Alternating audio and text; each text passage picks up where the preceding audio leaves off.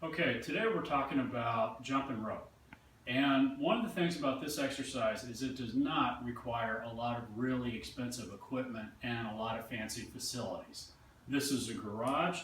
This is a $3 jump rope that I bought about 4 years ago, and it's gotten a lot of really heavy usage in that time, and it's lasted me well, and it does exactly what I want it to do.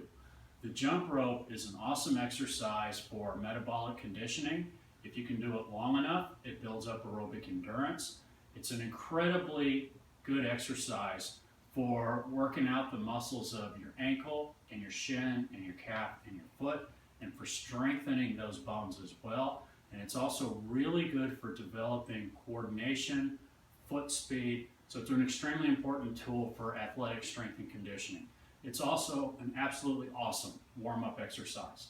So this can be your general warm-up, and then you can flow right into working out your different joints and your sport-specific movements. So it's a great thing to do.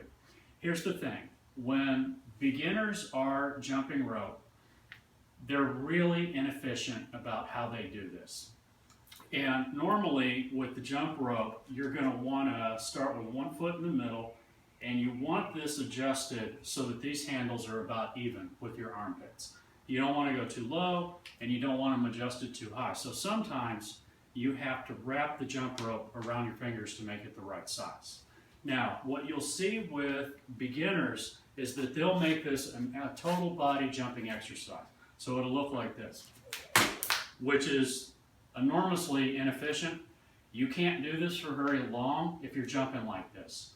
What you want to get to the point of doing with the jump rope is that your entire body is relatively tight. We're going to have soft knees, we're going to be soft at the hips, but we're not going to really use these joints. And we're going to be doing most of our movement from our ankles, using our lower leg to do the exercise.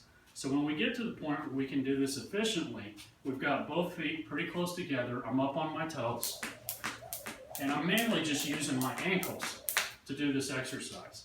I call this version kind of a 2-foot jump because both feet are jumping at the same time. And for me, for those of you that are old enough to remember typing, getting your fingers back on home rope, to me this is akin to getting back on home rope. So if you're doing a more advanced skill with the jump rope, it's always a good idea to start with both feet jumping at the same time.